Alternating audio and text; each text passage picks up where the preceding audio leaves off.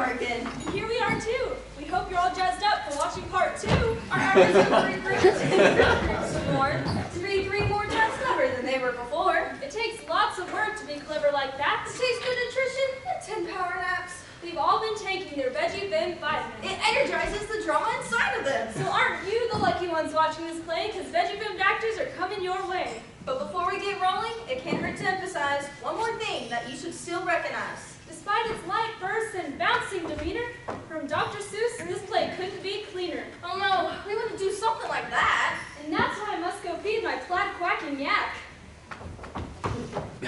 Romeo and Jenny just got hitched by Uncle Larry. The last thing on their mind wasn't anything scary. But not all was happy in this neighborhood. Mercutio and Tybalt were up to no good. It happened that they met at a place where they stopped and they stood nose to nose, face to face.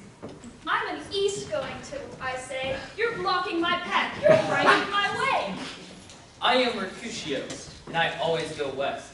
So you better step aside if you know what's best. Did you not hear the words from my mouth? I'm not much an inch to the north or the south. I challenge you then to a bumbling battle. You think you can beat me? Fiddle faddle. You want to bumbling for Romeo. Yeah? So what? What's it to you? He's a kinsman of mine, the big dope. Didn't your shirt alarm tell you that? Nope. Then I will fight you with the strength of 10 men. Oh, have you started? Let me know when.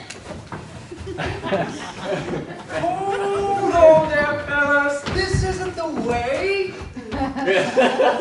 Tybalt, we're practically kidding. I'll explain. Here's the rut now, and he comes all alone. Big mistake, loser. Don't move, monotone. I would capitulate, Romeo boy. We are not kin. Don't get me more annoyed. Romeo, get back. I am dazzling him with my bumbling prowess. Once I'm done here, one more victim to go. His name starts with R and rhymes with Romeo. Hey guys, quit fighting, because that's just as bad as putting chameleons on plaid. That is the dumbest thing I have ever heard. Yeah, Romeo. Now is not the time to sound nerd. Ouch! Ay, caramba! I've been bumbling! I am the victor of this lame buffoon. Mercutio, Romeo! Friend, are you dying? No. You're real fine.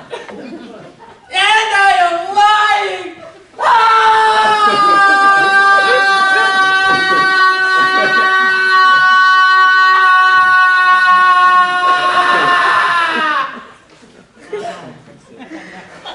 Let me pull this balloon from your breast! Please, I prefer if you call it my chest. Oh, chest, breast, whatever. This thing won't budge. Here's my Romeo. I hold a grudge. It's really not. Oh, with my own bumbling, I am slain.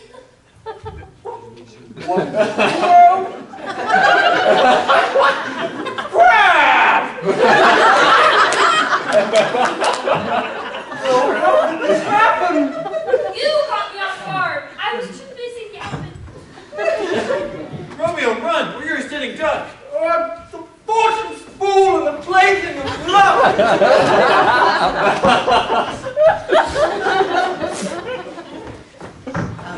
What happened here? I'd like to explore. The reason there's 2 dead guys here on the floor. Tybalt here, bumbling good friend Mercutio, got his own bell rung by poor sweet young Romeo. Oh, Tybalt, dear. My brother's third cousin. 2 times removed? Oh, now I'm frustrated. I can't seem to remember if that's how we're related. He's on my side, if I'm not mistaken. Yeah, because one time I caught him frying some bacon. And we got to talking. He made a muscle. And yeah, I'm pretty sure, if I can recall, I'm his uncle?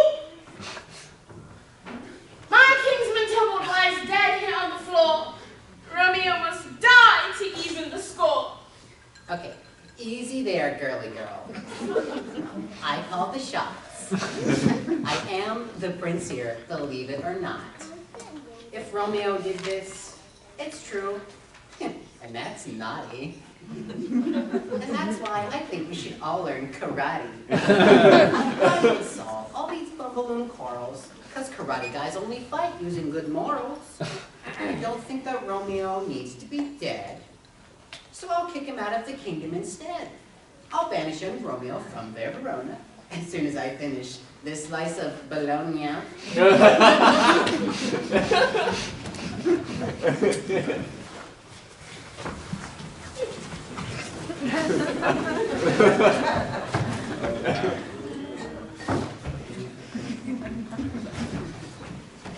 Romeo had to go skip town or else the prince might find out and put him on the shelf.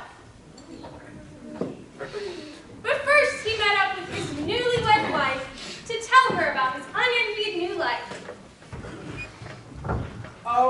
This is a little hard to explain.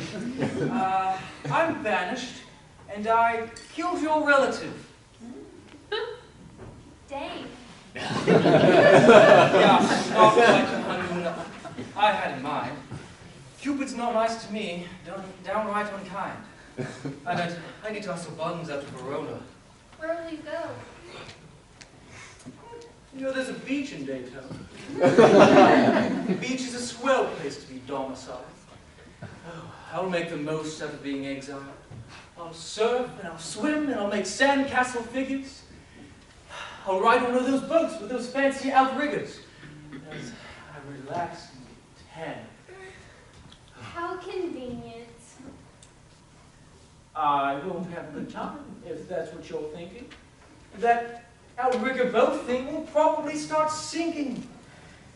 Life on the beach has its own kind of rigors. I'll probably get all scabby because jiggers.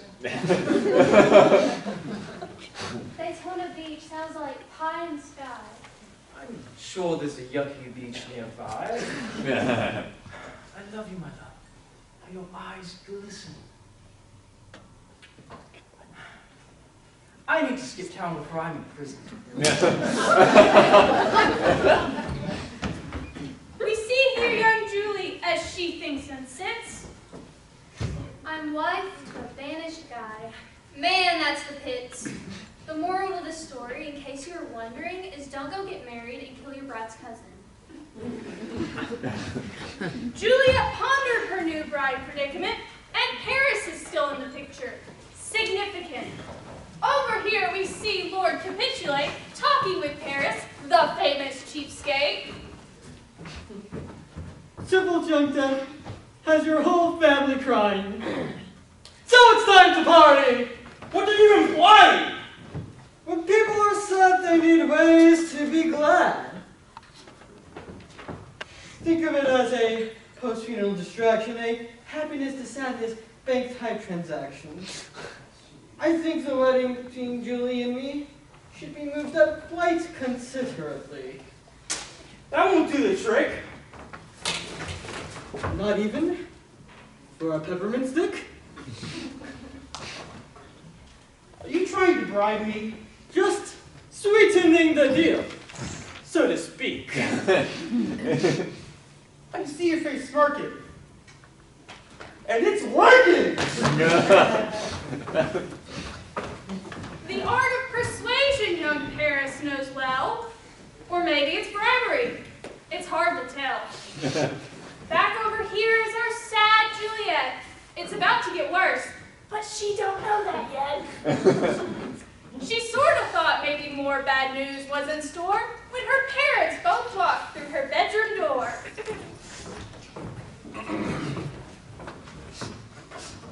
Since poor Tybalt's death fills our hearts with such sorrow. We're bumping your wedding day up to tomorrow.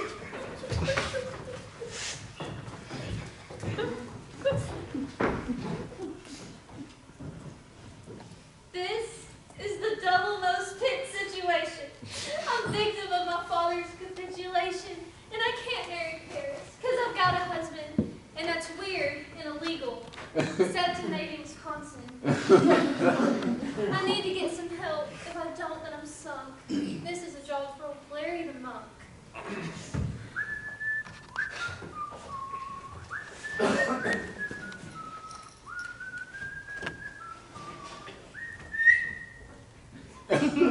Monk Larry, you've entered my bedroom, but how? Check the script, Jules. It's my bedroom now. Oh, is that because this is the magic of drama? Yes, my child. She gets her brains from her mama. Gentle Monk Larry, I need some assistance. My wedding's tomorrow, despite my resistance.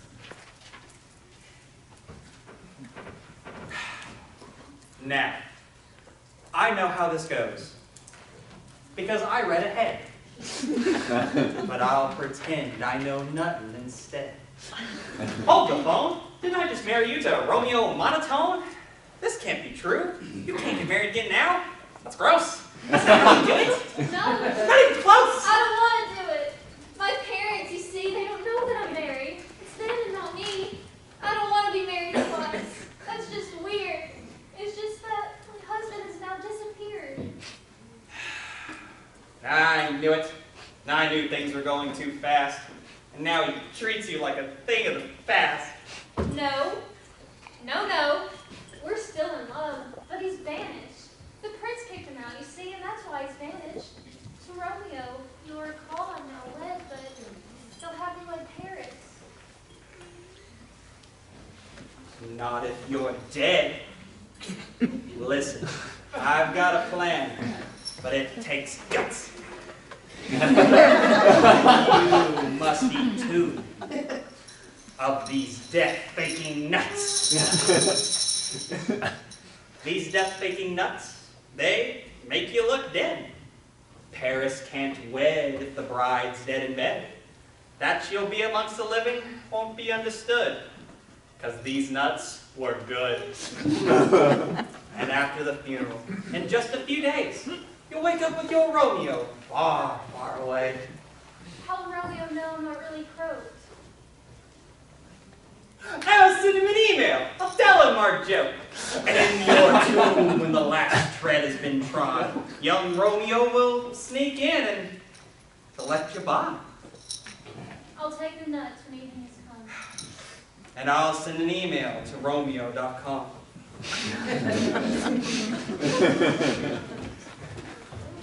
The monk sent his email with details attached, but Romeo missed it, 'cause his PC crashed.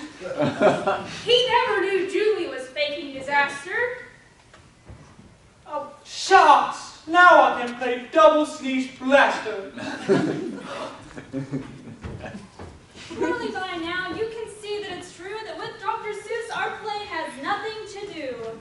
We'll say it again in case you were snoozing. It never occurred to us to make this a Seuss thing. Yeah, so everyone should just try and chill. What do you think? We like doing this drill? Some people are just Dr. Seuss superstitious. It's enough to make trustworthy trusters suspicious. Later that night, Juliet ate the nuts.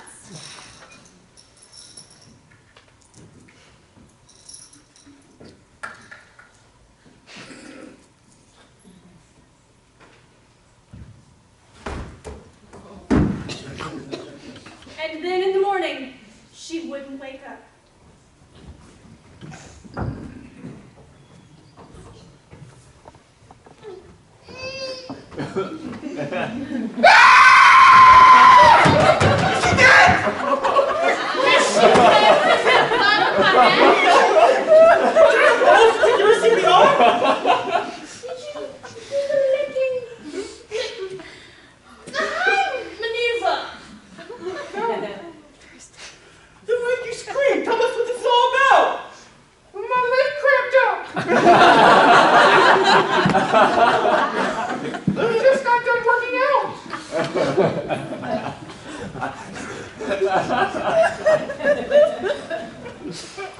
I'm so glad Juliet isn't dead.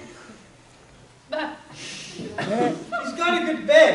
A good bed means everything to a sound sleep. Now that she's rested, she'll leap. Juliet, wake up. It is your lucky day.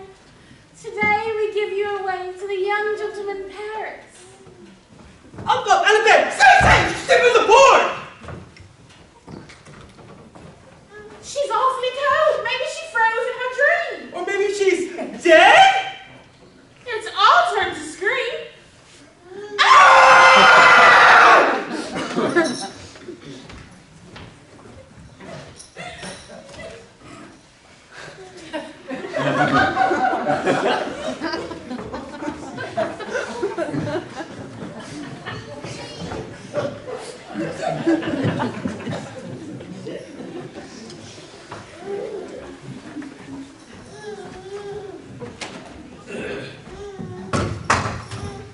Meanwhile, back on the beach at Cadid, we meet up with Romeo. That's where he hid. It's not Daytona. Cadid is more local, but this beach is known to be way antisocial. People will meet up in groups to go swimming, or boating, or fishing, Or sticky stone skimming. but we won't say a word. Out on the boardwalk, people will hang out, do stuff, And not talk. Cadid is the quietest beach on the planet. If you make a peep, folks will tell you to can it. Benvolio found him there, sunning himself, disguised as an antelope sunbathing elf. Romeo was startled. He hadn't a choice. It had been so long since he heard a voice. It couldn't have been that long, maybe a day. Don't ask me. I didn't write this dumb play. Romeo, wake up and hear what I have to say. Juliet's dead, and her funeral's today. Juliet? Oh, that name draws a blank. Help me out here. Does she work at the bank? Juliet, she's your own heart's delight. You met her yesterday. She is your wife? Oh, that Juliet. That name does ring a bell. Now, what was the message you wanted to tell? Juliet's dead. Are you kidding me? No? Well, how did she die? Nobody knows. Oh, it must have been her own heart that went crack. I shall kiss her one last time. I must now go back. And then I'm going to consume this authentic death cracker.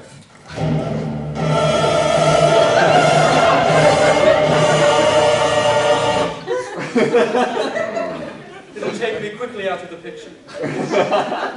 Don't try to stop me. It must be this way. Without Juliet, I shan't see one more day. My ears are deaf to your protestations. My mind is made up to have life deprivation. There's nothing, Benvolio, that you can do. To keep me from dying, I will follow through. Don't make a scene now. I've told you my notion. I am a train, and these wheels are in motion. Chaga! Chaga!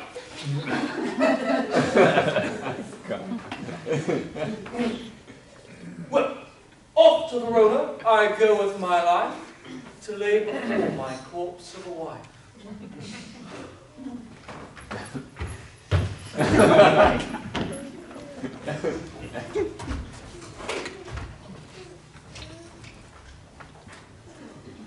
The mourners took one last look at Juliet's body.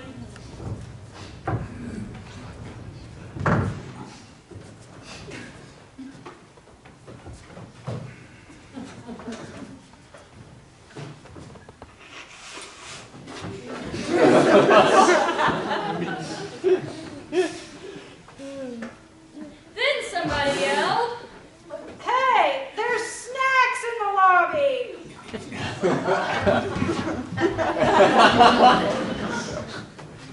Romeo's entrance was not so aesthetic. He ran all the way.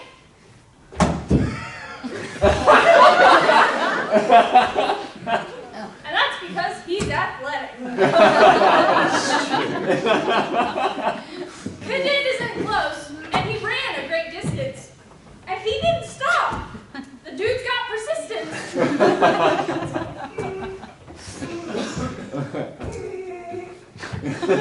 It would have been nice if he got the monk's email. He would then know Juliet's not a dead female. But he thinks she's dead, like the others all do. Maybe this wasn't the best plan. Who knew? Oh, Juliet, to get here I ran. I tripped on a tombstone and fell on my cab. I came here to give your lips one last kiss. And then when I'm done, I'm going to eat this.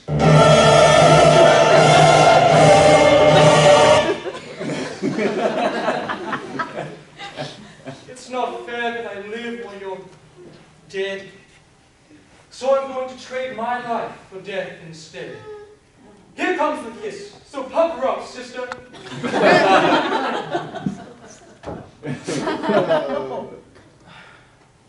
Yippee-yahoo! No, you're still a great kisser. That was phase 1. Now here comes phase 2. I'll eat this cracker, and I'll be dead too.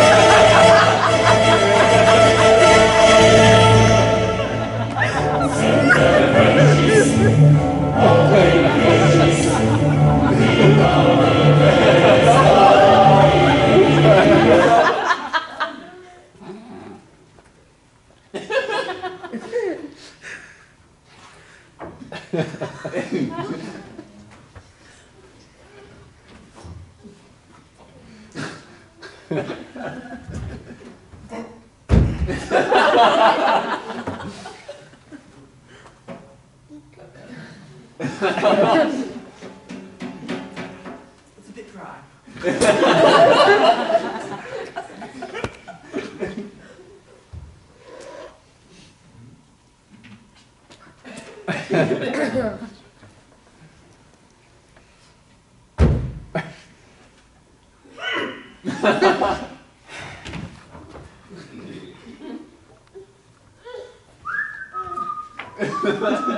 Now, there's a reason his life isn't halting, because we switched to Cracker with a plain old saltine. We bred this show and it don't end pretty, so we changed it on a bit, made it a little less gritty. Juliet woke from her death grip like slumber, and thrilled Romeo did a backflip dance number.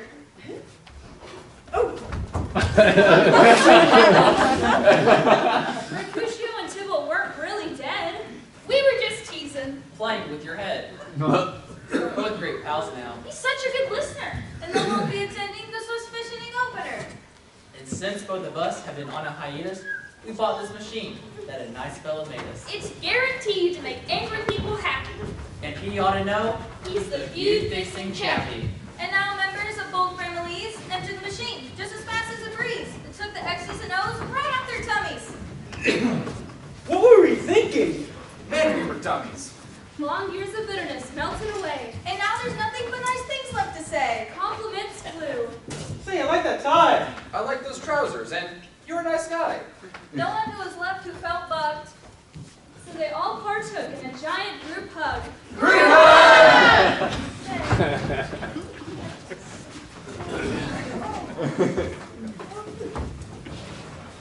One fish, two fish, red fish, blue fish. It was official. The feuding had ended. The lovers were loving, and the families befriended. Everyone sold all of their bumballoons, and with all the money, they bought a pontoon. And now every night with the fish and the ducks, they all attend pontoon potlucks. Now, you may have noticed that no one has died. What, can we help it that our prologue lied? But come on, that's no way to end a good play. Dr. Seuss wouldn't, I'd venture to say. That's right, he wouldn't, and neither would we. Even though our play is Dr. Seuss free. Well, there may have been a few minor Seussisms, some overblown rhyming, and some minor plot schisms. This stuff is It dangerous. shouldn't be tried. To interpret William Shakespeare, Seussified. Leave that to the artists. They've had the right schooling, They are the pros. and they know what they're doing. We hope you enjoyed this tragic lament. Because we've all enjoyed it. One